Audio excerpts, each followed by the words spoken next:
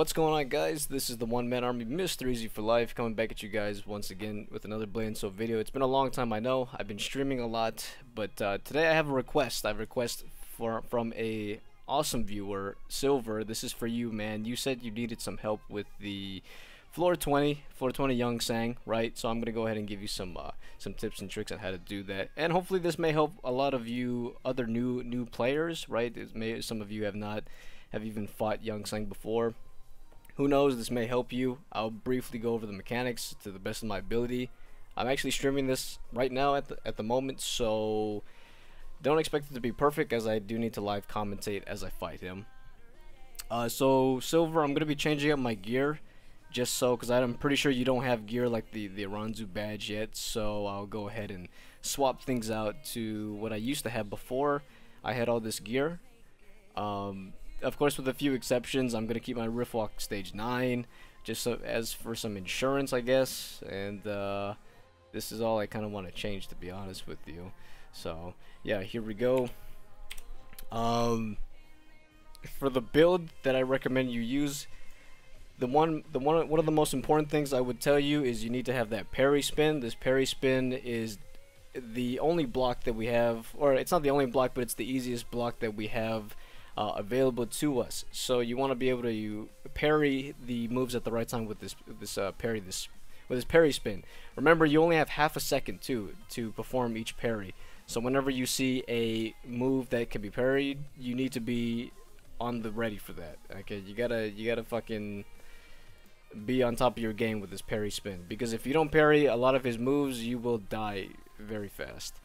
Let's see, what else can I do? So we're gonna try the knee. There's a few things that we can also use with this move. I haven't actually tried this myself. Brick actually told me about this, so credits to you. I also switch up my grab here, just in case if I want to grab him. There is a moment where he's in the counter stance and I don't use the knee. I could always use the grab to counter that move or whatever. Another thing I want to try is I actually use the, I don't think I used, did I use this shield back then? I think I could use this one just for the 24-second cooldown. This is another block that you can use whenever he comes at you off of the first phase, or the mechanics phase, when he does the shockwave jumps.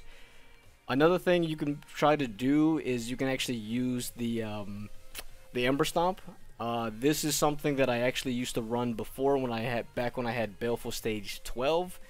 And I needed the DPS and all that stuff. I didn't have the Fury badge to give me a lot of DPS, so I actually used to run this just so I would have to avoid using the parry spin on a lot of his attacks, because sometimes whenever I spin, and this was only due to ping issues, I would lose my momentum on my cleave and my judgment and cleave animation canceling. So you could run this. However, I'm just gonna keep it on this one.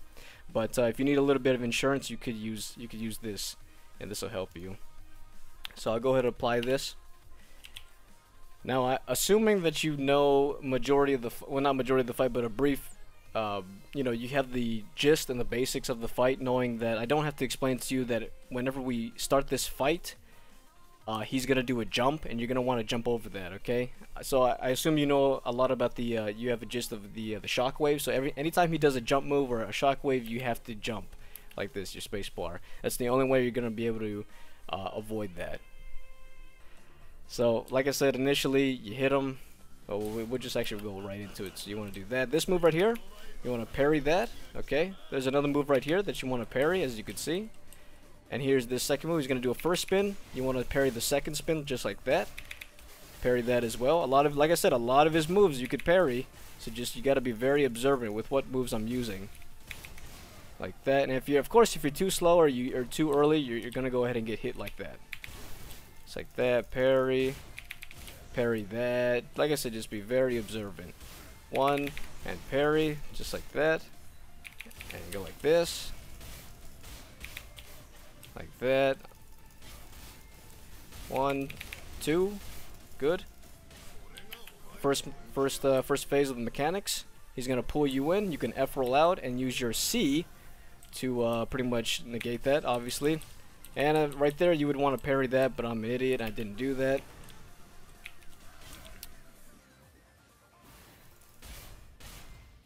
parry this, but that's pretty much the gist of the first mechanics. Okay. Parry this. There's a shockwave, you want to jump over that and parry that.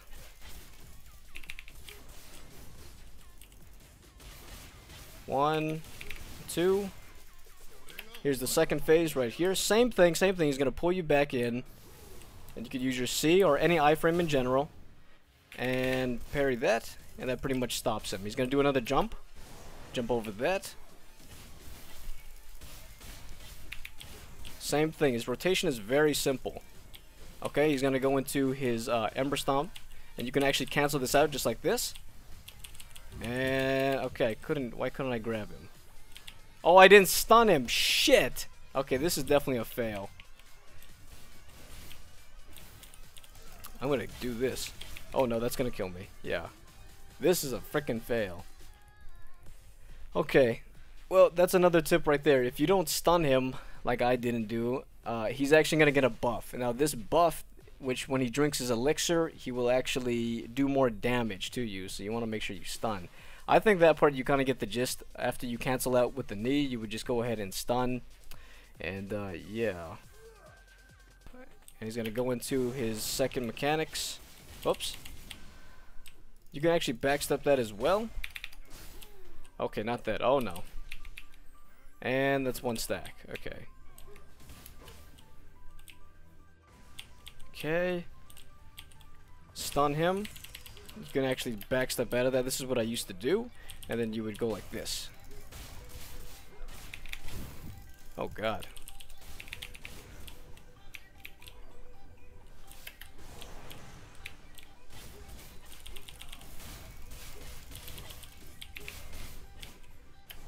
Here's 3 jumps. These 3 jumps, of course, you want to jump over. He's going to do this later. Okay, we can actually grab him just like this. And he's going to go and do the elixir. So you want to stun, just like that. And he's going to go back into another phase just like this. Again, F roll, and then you can use your C. That's what I always do. And then parry, just like this. And he's going to go ahead and do another jump. Just like that. And parry that. That move right there, same thing, can get parried. One spin, parry again. Parry this. And one more time with the phase mechanics. Okay, same thing. F roll out. And do that. And parry. Okay, same thing, here we go. He's going to jump. He may do his 3 jumps again. Here it is. Avoid it. And 3, just like that. All you got to do is jump. Okay, he's going to go into stance. You can knee him just like this, and then stun. Okay. Oh, shit, I used the thing. And 2, just like that. Okay. And that is pretty much the Yunsang fight. Yunsang in a nutshell. Okay. You can also tab to get up the Dragon Scimitar. You can iframe the explosion if timed right. God, that's so many techniques I've never tried before. Oh, I didn't get the thing this time. Good. And we ended up getting a Tiger Dragon weapon. Nice. Okay. That's great. Oh, actually, why did I? Okay, I'll take that. Okay.